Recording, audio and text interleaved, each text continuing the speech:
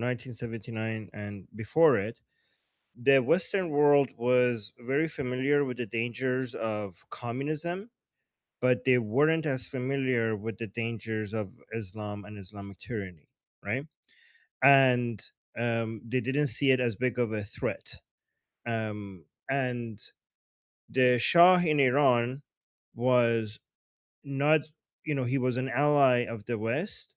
He was an ally of the United States, but he was also didn't want to be bullied, and he wanted the relationship to be in favor of Iranian people. And that's why he was sometimes, like, even though he was an ally, when it comes to oil prices, he was resisting Americans pushing him around when it comes to bringing oil prices down, because his priority was to get the best deal for the Iranian people.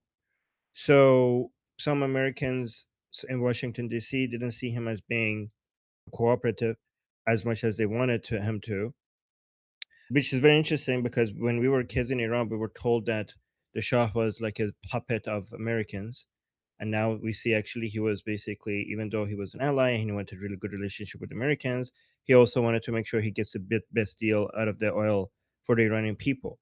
So that's why some people in Washington D.C. thought that maybe if he, like, given that he's not cooperating when it comes to price of oil, they wanted somebody. Maybe if he goes away, the next people would be more willing to submit, right?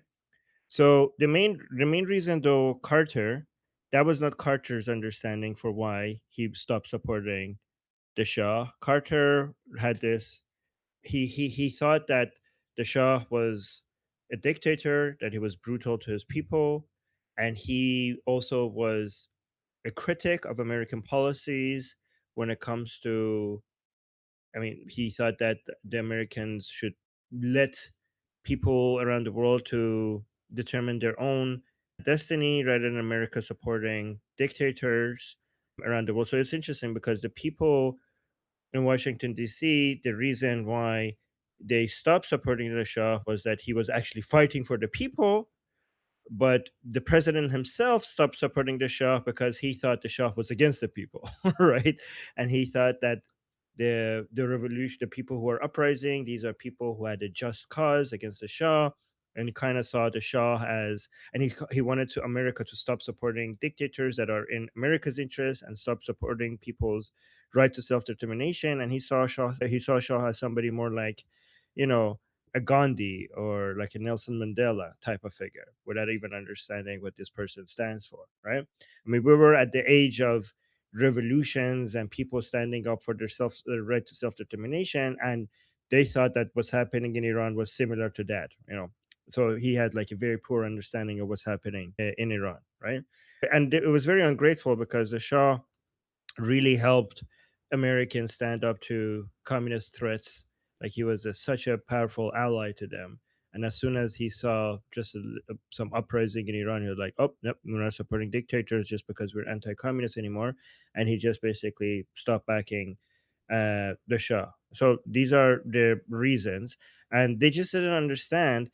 I mean, even before that, like, the Americans had like a history of supporting, Islamic forces like the Mujahideen in Afghanistan, right? So that eventually turned into the Taliban, like, eventually.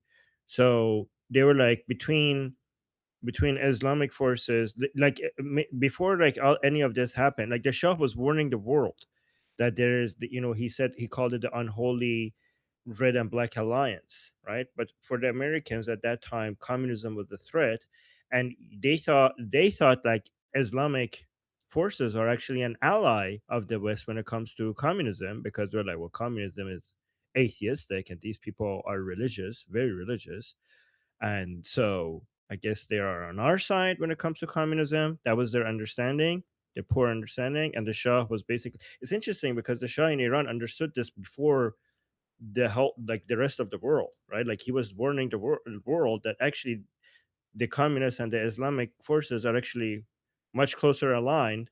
Just because one of them is like doesn't believe in God and the other one does, they thought like the Islamic forces would be on the side of Christians because both of you are on God's side, on belief in religion side, and they are on the atheistic side. And Shah was explaining like, no, The communists and the Islamic forces are on the so-called anti-imperialist side. And again, his warning was not taken seriously, and now we're being paying the price for it for the past 47 years. Israel has been paying the price for it for the past 47 years as well. I do have a question, by the way, before, like, well, I do have a question about Holocaust Remembrance Day, but I don't want to change the topic because I don't want to keep. But when I get a chance, I will ask. Yeah, but so let's go to the responses before I ask my question. Danny? Wanted to ask, did Carter ever express remorse over 1979? No, no, and he would have. It would be easier to consider forgiving him a little bit if he did, but he never did. So fuck that guy. The whole world is paying the price for his naive understanding of what was going on. I mean, it's not like it was secret. Like Khomeini had a book called Velayat Faqih, and if you had read it, you would know that these are not freedom fighters, right? Like you just have to read the goddamn book, right? Right. I mean, you can probably blame him more for not paying attention to what happened in the 45 years after than for failing to read the book. Yeah, you're That he right. should You're have right. admittedly read. You know, the Shah was trying to print the book of Khomeini and spread it around so people knew what they were supporting. That's what the Shah did at like closer to the revolution. And people weren't reading it because it was so goddamn boring. Like even it's interesting because even the fuqaha, like the mullahs, weren't reading that book that much. Like this, like I remember some people who supported Khomeini coming out and saying like, "Yeah, we saw the book and we like we were reading it, but we didn't like. I tried to read it, but then I put it aside. But they were supporting Khomeini like 100%, but they weren't reading his book. So even his religious supporters really weren't like his book became important after the revolution was successful because then he wanted to make everything based on that. And people were like, oh, now we need to take the book serious. In fact, guys, here's an interesting point that many people don't know. Right. So when Khomeini was alive, Ali Khamenei, was making comments about the velayat faqih, which means the guardianship of the jurist. And this is a famous quote from Khomeini to Ali Khamenei. And this is so embarrassing. And I think this is one of the worst days of Ali Khamenei. Khomeini told Ali Khamenei that you haven't even begun to understand what the velayat faqih means.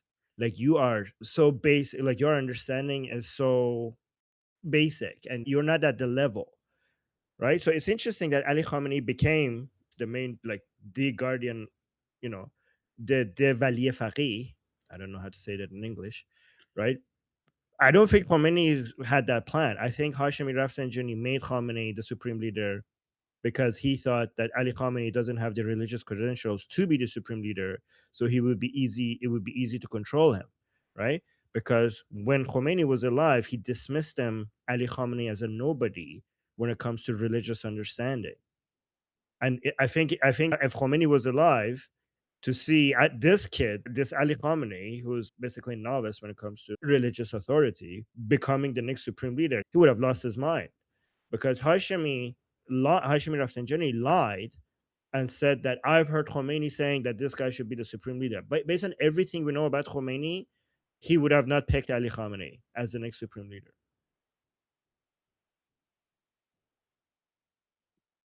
We also have Daniel Dome to respond.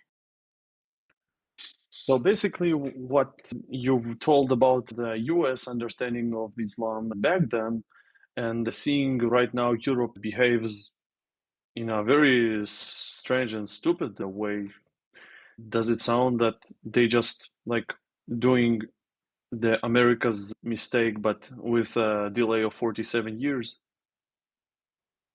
No, I don't think Europe is doing America's mistake, and I don't think Europe is being stupid.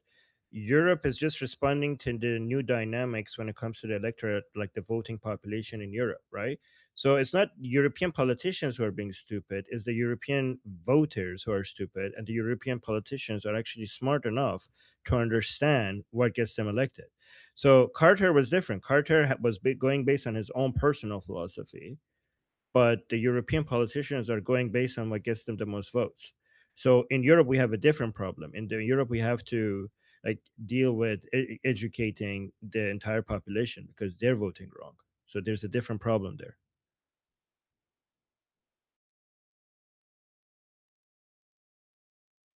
Okay, to respond, we have Peter. Do you think the CIA had read Khomeini's book? Yeah, I mean, here's the thing. Yeah, I think I don't know. Actually, that's a good question. Maybe the CIA was occupied with on communism. I mean, the CIA has the best intelligence out there in the world. The CIA and Mossad have the best intelligence out there in the world. But if you look at the history of CIA operations, even though they have the best intelligence of information, sometimes you see that they're lacking in some areas, right? They have made decisions based on bad information here and there. So we have to understand the CIA having the best information doesn't mean they have godlike information and they know everything. They do have sometimes there are some flaws there. But to answer your question, I don't know. But I also know that presidents sometimes don't make decisions based on the best information that is readily available to them, right? Because when presidents make decisions, they get reports from the CIA, but they also get reports from think tanks with their own agenda. They also get reports based on what the voters want, and sometimes they react mostly to they react to that instead of the better intelligence that they have.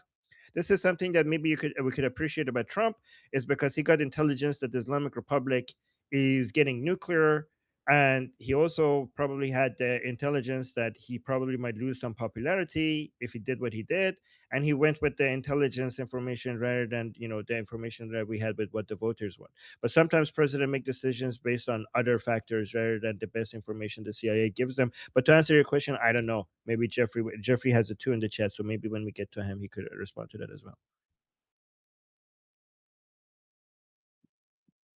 He is up next. Okay, there we go. Beautiful.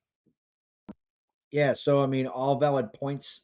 If you're like, especially when you do kind of a historical assessment of what undermined or what impacted U.S. policy under Carter's administration that directly led to the reduction of U.S. support of His Highness Mohammed Reza Pahlavi, or the Shah. You see a lot of mirrors with that in today. So a big part and parcel of the contributing elements that affected Carter's policy was the impact of Soviet active measures within and around the United States. That's part of that red and black alliance, right? State propaganda out of Moscow and Pravda and TASS. You had front organizations like the World Peace Council, student unions, all these other wackadoodles. You know, you had amplification highlighting and misrepresenting elements of Savak. And so what did that do? You had elements within Carter's administration, like his no administration's a homogenized bloc. There were a few that were very pro strongly Shah. So Brzezinski was actually very pro strong, like very pro Shah.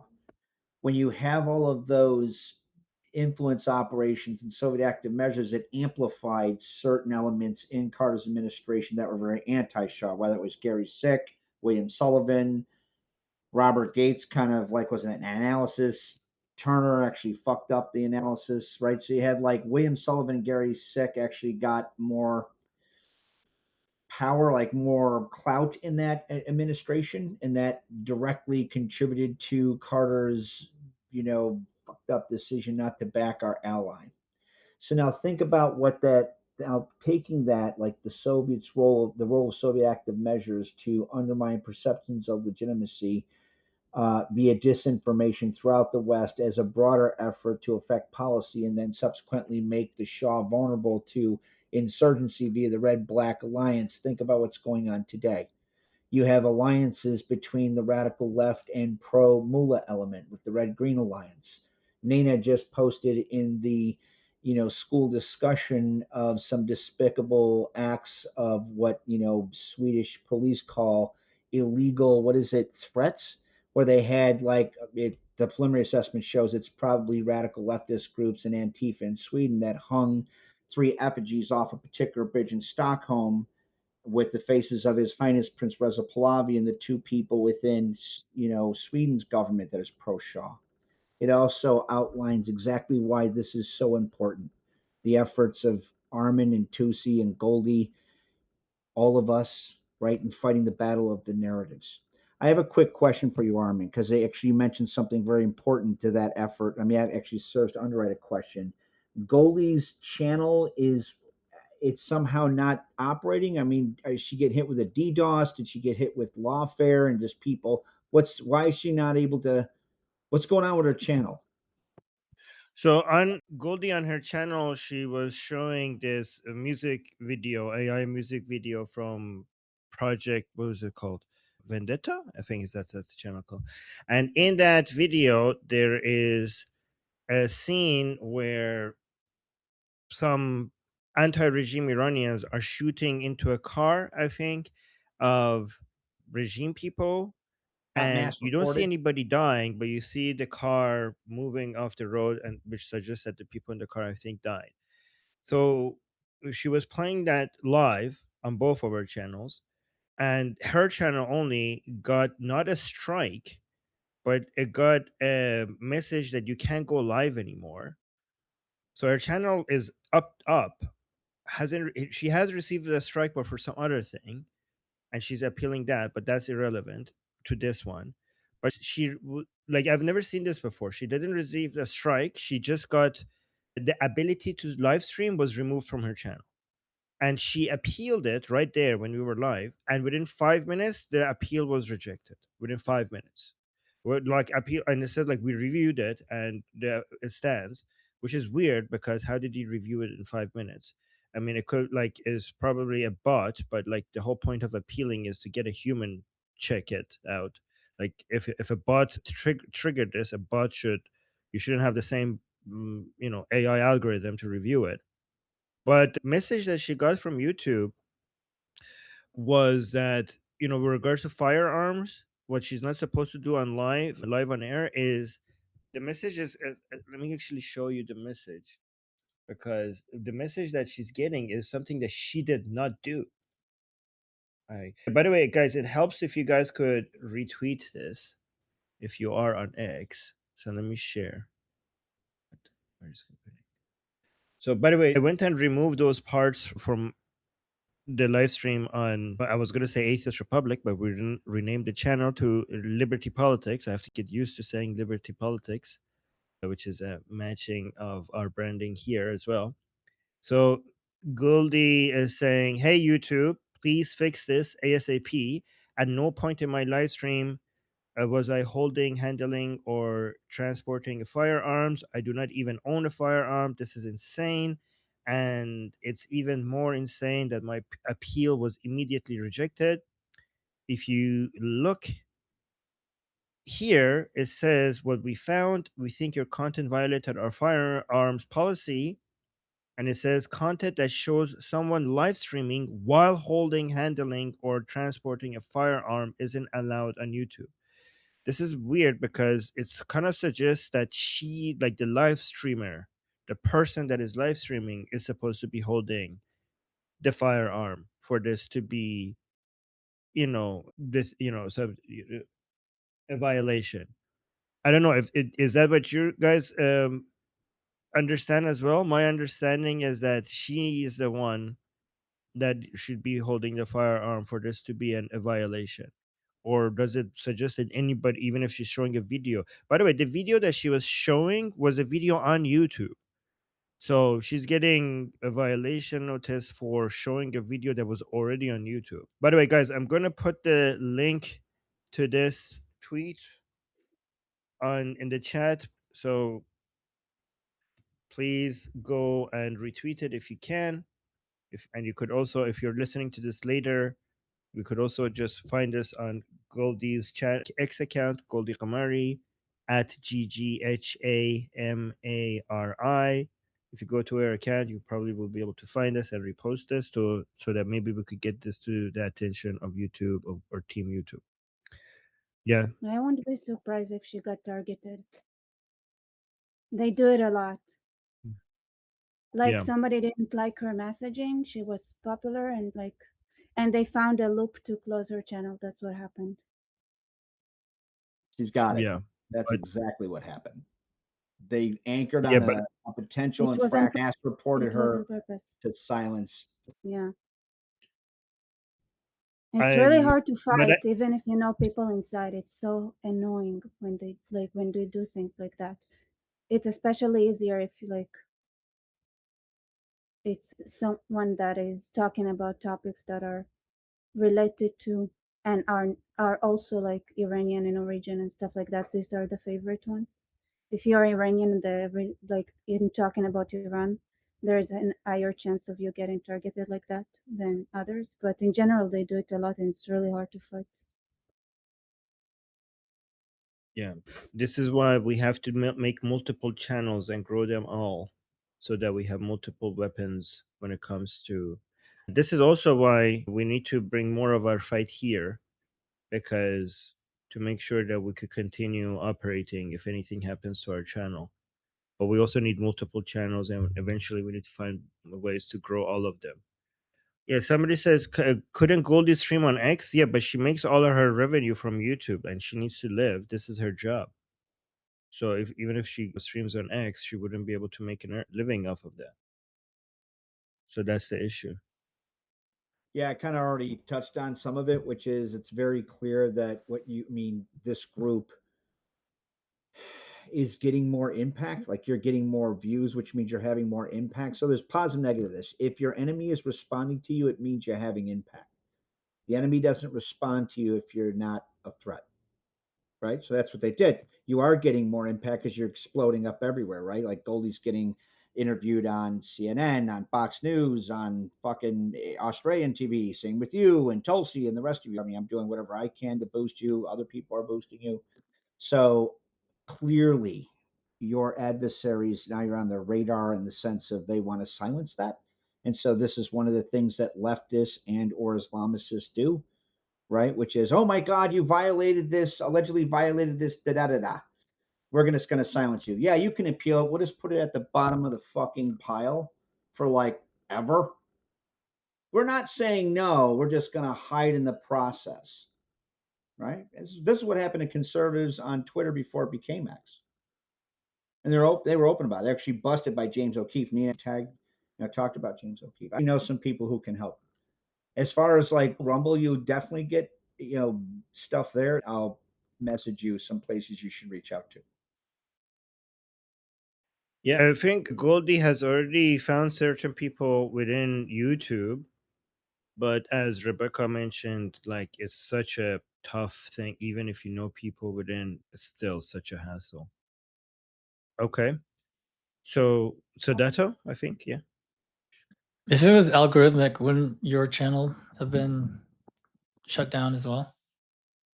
So this is why I think this is based on mass report, like it's algorithmic, but it's in response to mass reporting, right?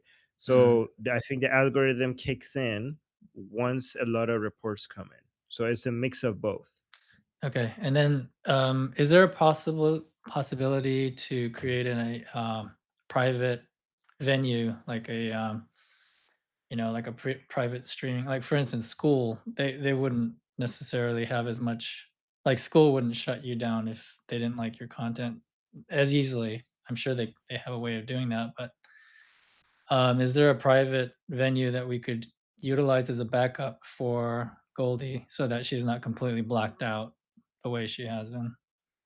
Well, I mean, she already has. I mean, she already the issue is not whether or not she could like do what she does, right, Mhm. and reach people.